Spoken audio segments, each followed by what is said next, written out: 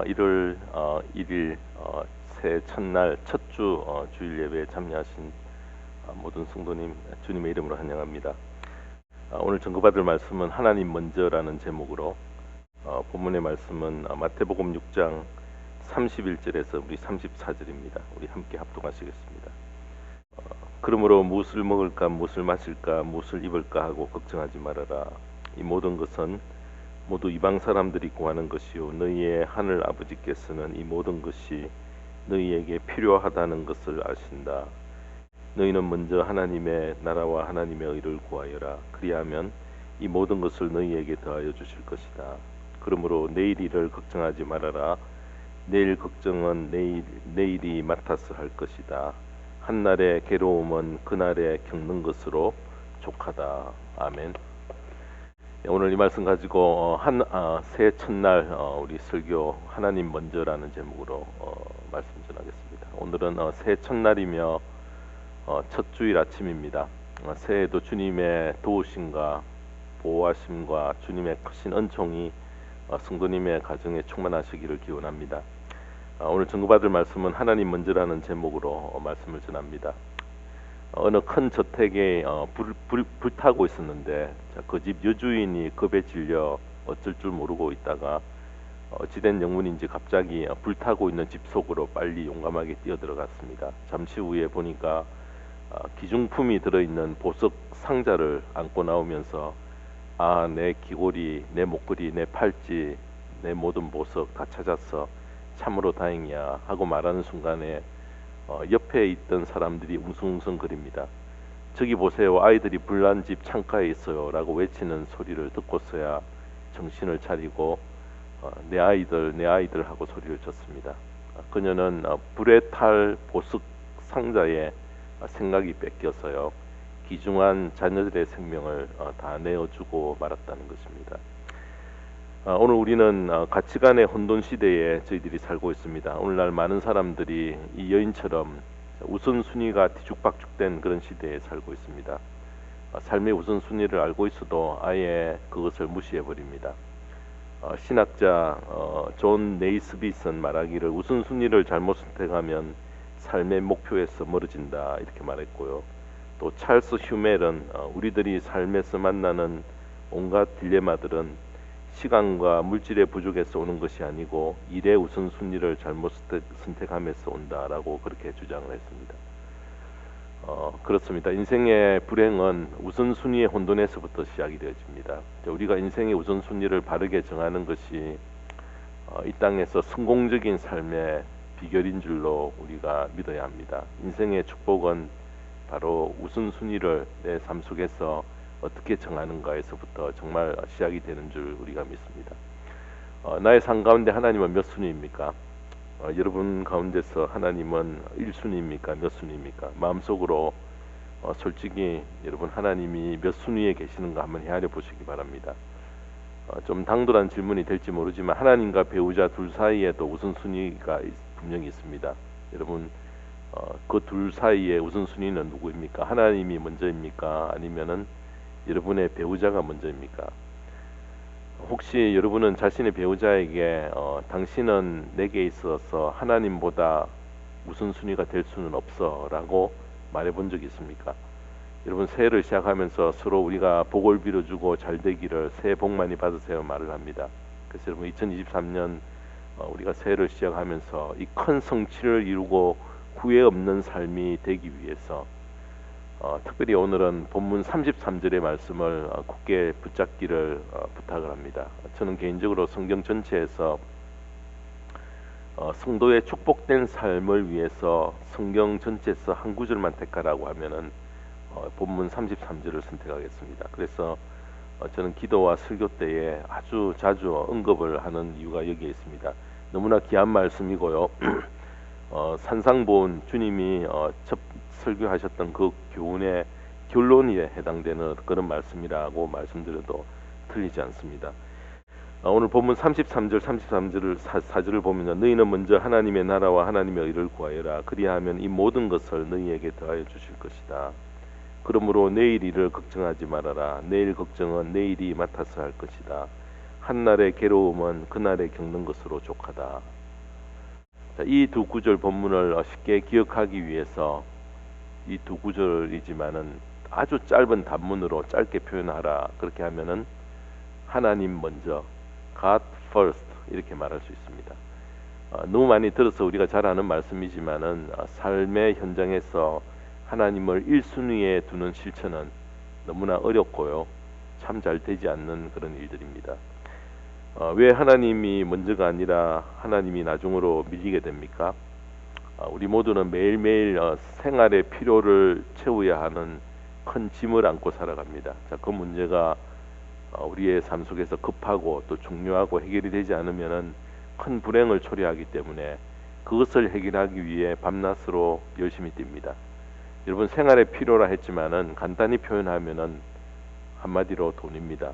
얼마나 많은 사람이 오늘도 돈 때문에 울고 있습니까? 또 얼마나 많은 사람이 돈으로 인해서 웃고 있는지 모릅니다. 그래서 여러분 자크 엘룰이라는 분이 이런 말을 했습니다. 돈은 아무도 피할래야 피할 수 없는 현실이다. 돈에 대해 남의 이야기처럼 말하고 인생을 살 사람은 한 사람도 없습니다. 돈은 모른 척하고 지나가는 것을 결코 허용하지 않는다라고 말했습니다. 자, 이렇게 삶 속에서 돈의 중요성 때문에 하나님의 나라와 의를 추구하는 삶은 쉽게 여러분 뒤로 밀려납니다. 삶의 현장에서 삶의 무게중심이 돈으로 이동하게 되면은 나도 모르는 사이에 돈이 인간을 지배하는 폭군으로 군림하게 되어진다는 것입니다. 돈은 이렇게 엄청난 힘을 가지고 있고 돈의 힘 앞에 국가도 무릎을 꿇고 마는 것을 보고 돈은 법까지도 제 기능을 발휘하지 못하게 흔들어대고요. 심지어 돈이 교회 안마저도 흔들어버리는 안타까운 현실을 우리는 만나고 있습니다. 돈이라고 말할 때 경제적인 가치나 화폐로만 여겨서는 안 되고요. 돈은 화폐의 제한된 영역을 훨씬 벗어났어요. 돈은 우리의 정신세계까지 지배하고 심지어 가치관까지 뒤집어 놓았고 우리의 전 인격을 파괴하는 큰 힘을 가지고 있고 도덕성을 완전히 무너뜨릴 수 있는 막강한 힘을 발휘하고 있다는 것입니다. 그래서 여러분 돈을 갖고 싶어하는 인간의 욕망은 끝없이 펼쳐졌어요. 자, 인간 내면을 가득 채우는 완전히 만족시키는 그런 것은 없고요. 아무리 끌어모아도 돈으로 채워도 채워지지 않고 더 갖고 싶어하는 것이 바로 이 돈의 특성입니다. 그래서 시편 36편 6절에 보면은 다윗은 이렇게 고백을 합니다. 그 한 평생이 실로 한 오락이 그림자일 뿐 재산을 늘리는 일조차도 다 허사입니다. 장차 거두어 드릴 사람이 누구일지는 아무도 모르는 일입니다. 피땀 흘려 벌어 놓았지만은 나중에 보니 남 좋은 일 시킨다는 그 말입니다. 여러분 실제 그런 일들이 우리 주변에서 얼마나 많이 일어납니까? 얼마나 어리석고 얼마나 바보 같은 그런 짓입니까? 자, 이럴 줄 알지만은 사람들은 쌓아놓는 일에 더욱 시선이 집중되어서 먼저 그의 나라와 의를 구하라는 주님의 말씀은 어리석게 들리고요. 하늘에 쌓는다는 말이 무슨 소린가 하며 비웃는 여러분 그런 조롱까지 하게 되어진다는 것입니다. 그래서 한번 이렇게 영안이 어두워져서 판단력을 잃어버리면은 여러분 그의 나라와 의를 구하라는 이 주님의 명령은 거의 쓸모없는 폐기 처분해지는 그런 일로 여겨진다는 것입니다. 그래서 오늘 우리가 2023년 새해 첫날을 맞이하면서 하나님 먼저라는 생각이 올 한 해 사는 동안 내내 나를 사로잡았어요. 먼저 그의 나라와 의를 구하는 삶으로 우리가 옮겨가서 하나님의 능력의 손길, 기적의 손길, 또 채우시는 손길을 깊이 체험하며 사는 복된 생애가 되기를 바랍니다.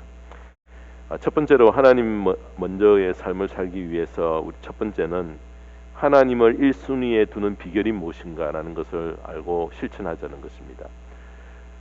본문은 주님께서 산상수훈 중에 팔복을 말씀하신 후에 주신 결론적인 그런 말씀입니다. 먼저 그의 나라와 의를 구하라. 자, 그 말씀은 내가 우선이 아니고요.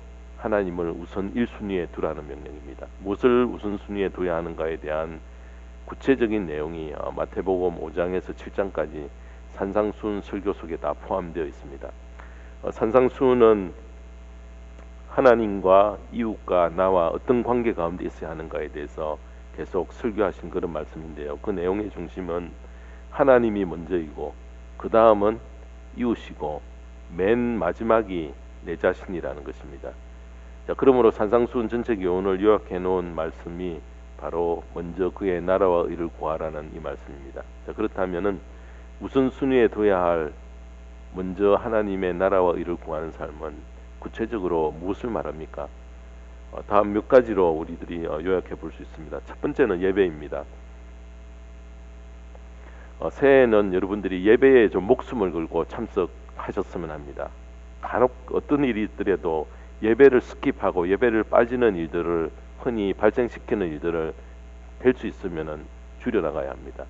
예배를 드리는 것은 나의 모든 것을 다 내려놓고 하나님을 찾아가는 그 시간이며 내려주시는 하나님의 은혜에 내 자신이 푹 젖는 그런 시간입니다. 예배는 우리들이 가장 먼저 행해야 할 일입니다. 그래서 여러분 안식일을 기억하여 거룩히 지켜야 할 의무를 우리는 지고 있습니다. 그래서 여러분 때로는 우리가 예배에 꼭 내가 있어야 할 자리에 있지 않아도 양심의 가책도 느끼지 못하고요, 아픔도 느끼지 못한다고 하면은 여러분 그것은 우리가 심각히 자신을 되돌아 봐야 할 그런 자리에 우리들이 처해 있다는 것입니다. 두 번째로는 우리 또 하나는 기도 생활입니다. 흔히 기도를 표현하면서 우리는 영혼의 호흡이다, 여러분 이렇게 이야기를 합니다. 그래서 여러분 우리가 기도 생활을 우리가 어떻게 하든지 어떤 모양으로든지 기도 생활이 지속이 되어야 됩니다. 자기 스스로 기도 생활을 어떻게 할 것인가의 계획이 있어야 하고요.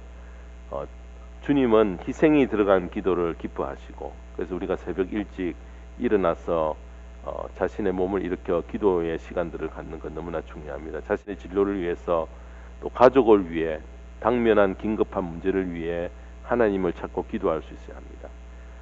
그런데 왜 기도하지 않을까요? 기도하지 않는 이유는 기도 응답의 체험이 없었어요. 기도를 별것 아닌 것으로 여기고 기도를 평가절하해버리기 때문에 그렇습니다.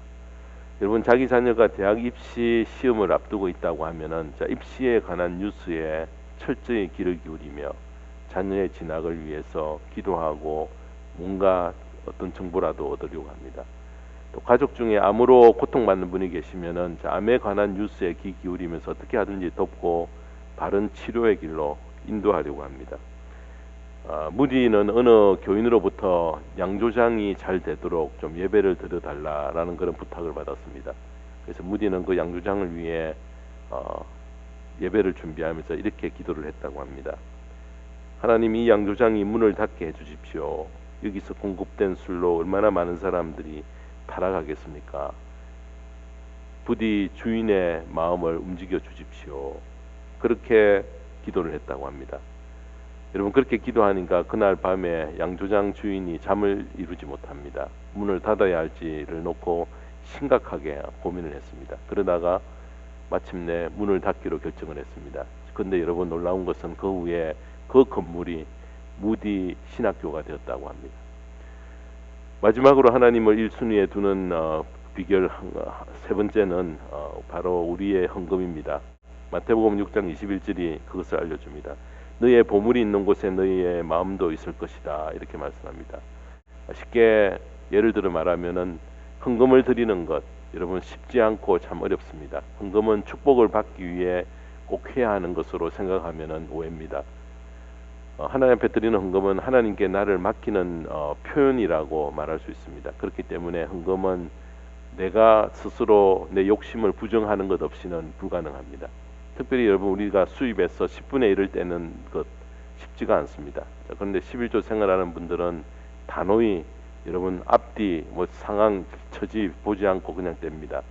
이것은 나를 부정하고 하나님 앞에서 자신을 꺾는 일이며 내 보물을 하나님께 옮기는 행위이고 하나님을 우선순위 첫 순위에 두는 바로 행위라는 것입니다.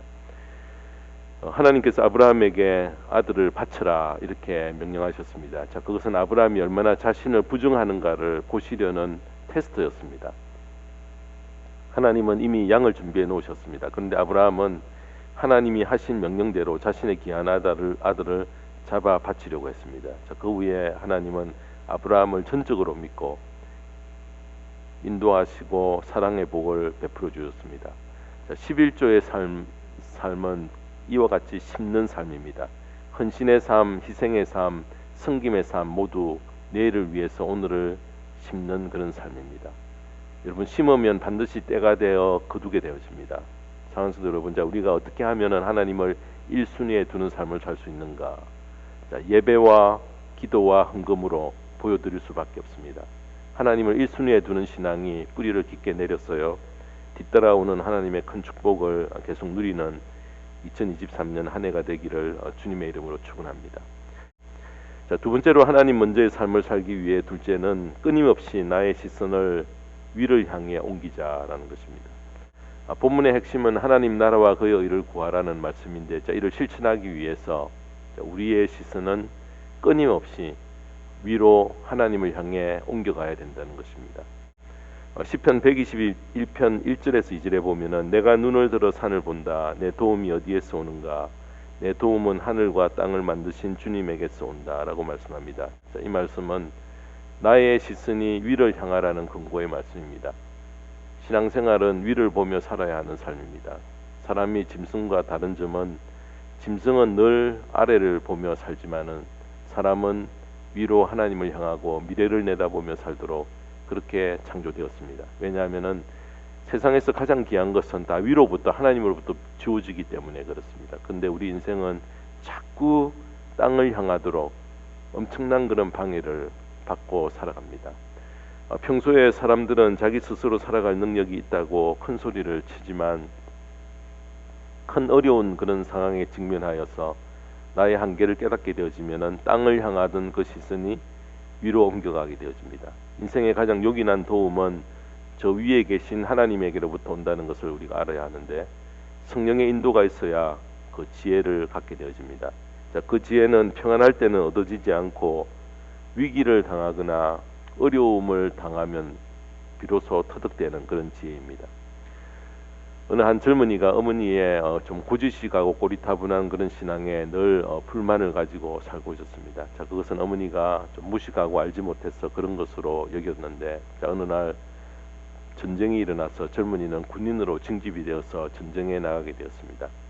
자, 그 어머니는 기차를 타고 떠나는 아들에게 이렇게 말합니다. 내가 감당하기 어려운 상황이 오거든 저 위를 봐라. 그렇게 부탁을 합니다. 그때 아들은 쓸데없는 잔소리 하신다는 것으로 듣고 한기로 듣고 흘려버렸습니다. 자, 그런데 전쟁터에 도착한 아들은 암담한 현실을 목격했습니다. 전쟁은 놀이터가 아니었습니다. 더구나 연습장도 훈련하는 훈련소도 아니었고, 마침내 오고 갈 수 없는 막다른 골목에 처해 적들로부터 포위를 당하고 말았습니다. 길이 보이지 않았습니다.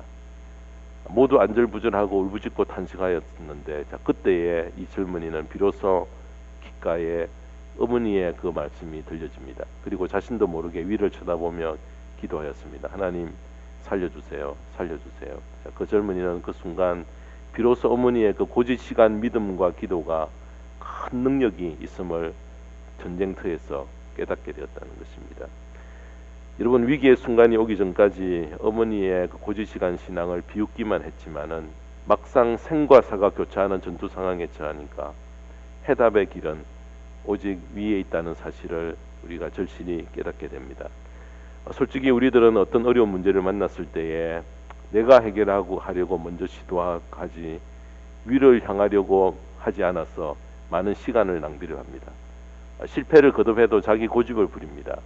자신이 해결하려는 것은 내 속에 남아있는 교만이고 자만입니다.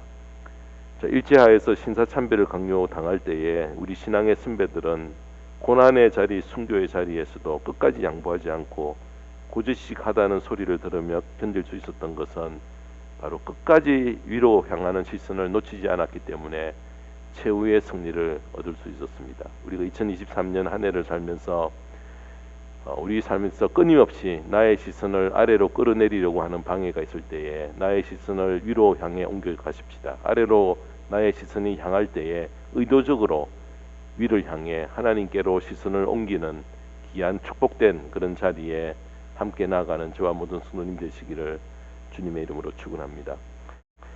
마지막 세 번째로 하나님 먼저의 삶을 살기 위해서는 내가 먼저 주를 위해 수고하고 희생할 각오를 하자라는 것입니다. 여러분 이 본문에 너희는 먼저 그의 나라와 의를 구하여라는 이 말씀을 우리가 깊이 묵상을 해보면 그 속에는 수고하고 희생에 대한 각오가 그것에 참여를 이렇게 말씀하고 있습니다. 하나님의 뜻을 이루는 삶은 금방 여러분 열매를 기대할 수 없고요.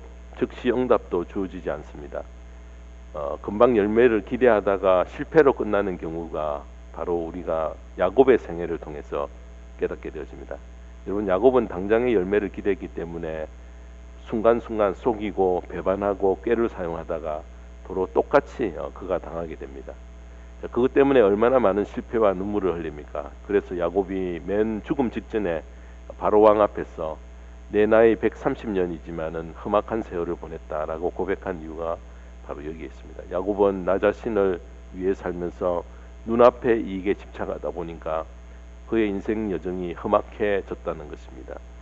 하나님의 나라와 의를 구하며 산다고 해서 여러분 당장 눈앞에 이익을 얻고 열매를 수확하는 일이 즉시 일어나는 것은 아닙니다.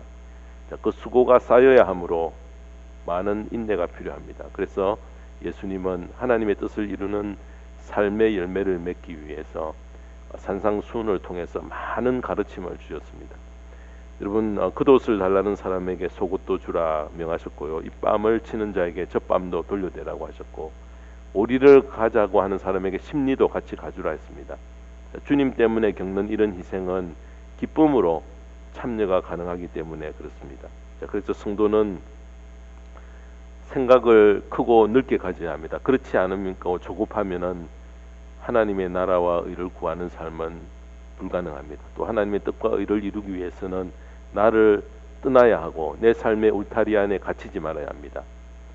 여러분 한국을 찾아온 많은 선교사님들을 보십시오. 참 그 당시에 서양 문화에 익숙해 있던 분이 그 한국의 그런 어떤 시골에 들어가서 지낸다는 건 하룻밤을 지낸다는 것이 얼마나 고통스럽겠습니까? 그때 돌아왔을 때 한번 상상해 보면 당시에 우리 조상들의 모습이 너무나 비참했고 환경도 열악했습니다. 자, 그래서 열악한 그 환경 속에서 살던 그 백성을 위해 복음을 여러분 전했고요. 그래서 전하다 보니까 그들의 무지를 깨우치기 위해서 그들이 해야 될 일들이 바로 학교를 세웠던 것입니다. 그래서 아펜젤러는 배지학당을 이렇게 설립했고요. 언더우드는 연세대학을, 스크랜턴은 이화학당을, 이성우는 오산학교를, 또 도산안창호는 대성학교를 세웠던 것입니다. 더 이상 우매하게 살지 말고 눈을 떠서 세상을 보며 살도록 깨우치기 위해서 선교사들과 민족의 지도자들은 먼저 학교를 세워 그들을 이끌었던 것입니다. 그리스도인의 삶의 목표는 복을 받고 성공하는 것이 아닙니다. 물론 그것도 소중하지만 그것은 두 번째입니다. 그리스도인의 궁극적인 삶은 우리가 하나님께로부터 받은 그 은혜에 빚진 마음으로 섬김의 삶을 사는 것입니다. 그것이 하나님의 뜻을 구하는 삶이고 의를 이루는 그런 삶입니다. 자, 그래서 먼저 된 자는 나중된 자를 섬기고요. 있는 사람은 없는 자를 섬기고 아는 사람은 모르는 사람을 섬기고 그리스도인은 비그리스도인 불신자들을 섬기고 건강한 자는 아픈 자를 섬겨야 하는 것이 바로 우리가 받은 그 은혜에 보답하는 길입니다. 자, 그것이 섬김의 삶이고 하나님의 뜻을 이루는 삶입니다. 자, 그때 내 안에 예수님의 사랑이 일어나고 예수의 사람이 되어지고 나는 크리스찬이라는 그런 감격에 처하게 되고 감격에 나아가게 되고 강력한 내 자아상이 내 속에서 만들어지게 되어진다는 것입니다. 매우 오래된 영화지만 로마의 휴일이라는 영화를 여러분들이 다 기억하실 것입니다. 오드리 헵번은 영화 배우로서는 성공했지만은 여인으로서 매우 불행한 그런 삶을 살았습니다. 두 번씩이나 결혼에 실패하였을 때에 그녀는 그때로부터 스스로를 버림받은 그런 사람이라 생각하여서 삐뚤어진 그런 자아상을 갖게 되었습니다. 노년에는 아이도 남편도 없이 혼자 삶을 보내며 우울증에 걸려서요. 외로움 가운데서 폐인과 같은 매일매일의 삶을 보내던 중에 1988년 3월에 그녀는 유니세프 친선 대사로 활동하기 시작을 했습니다. 그래서 에티오피아, 수단, 방글라데시, 소말리아 등 내전 지역과 기아 지역을 다니면서 어린 생명들을 돌보기 시작을 했던 것입니다. 자, 그때 이미 직장암 선고를 받고 몸의 체중이 현저히 낮아졌어요. 35kg로 줄어들었지만은 그런 투병하는 중에도 어려움에 처한 그런 소말리아의 아이들을 걱정을 했던 것입니다. 자, 그때 그녀는 비로소 예수 안에서 새로운 자아상을 발견하였고요. 새 삶을 내가 살게 되었다. 그렇게 고백을 합니다. 여러분, 배우 시절에 헵번은 훨씬 더 아름다운 외모를 가졌지만은 마음은 병들어 있었습니다. 자, 그러나 예수를 알고 고통받는 아이들을 위해서 살아가다 보니까 병들었던 그 자아상이 바뀌고 마음이 건강해졌습니다. 그래서 많은 사람들은 헵번이 나이 들고 늙고 병든 육체가 되었지만은 사람들의 기억 속에 훗날 아프리카에서의 헵번이 로마의 휴일의 그녀보다 훨씬 더 아름다웠다라고 그렇게 이야기를 합니다. 이렇게 유명한 여배우가 하나님을 먼저 앞세우고 삶을 헤쳐나가게 되니까 그 속에 예수님이 주인 되셔서 바른 자아상이 형성되면서 삶이 건강해지고 진정한 행복을 누리며 삶의 분명한 목적이 세워지게 되었습니다. 그리고 먼저 그의 나라와 의를 구하는 삶으로 옮겨가게 되었던 것입니다. 사랑하는 성도 여러분, 우리가 새해에는 하나님 먼저의 신앙으로 굳게 무장하는 복이 모든 성도님의 삶과 가정에 임하게 되기를 주님의 이름으로 축원합니다. 기도하겠습니다. 하나님 아버지, 우리가 너무나 자주 들어왔던 말씀, 너희는 먼저 하나님의 나라와 하나님의 의를 구하여라. 그리하면은 이 모든 것을 너희에게 더해 주실 것이라는 이 말씀을 우리가 2023년 새해를 시작하면서 우리의 마음에 깊이 담기를 원합니다. 하나님 먼저의 신앙으로 이 한 해를 살기를 원합니다. 이 말씀을 기억하고 어떤 형편과 처지 가운데서도 하나님을 1순위에 두고 우리가 행할 때에 모든 것을 다하시는 그 축복을 받을 뿐만 아니라 모든 걱정에서 자유하고 모든 것을 맡길 수 있는 축복을 누리는 귀한 삶의 자리에 들어갈 수 있는 저와 모든 성도님의 축복된 2023년의 새해가 되기를 간절히 바랍니다. 이 모든 말씀 우리 주 예수 그리스도의 이름으로 기도드리옵나이다.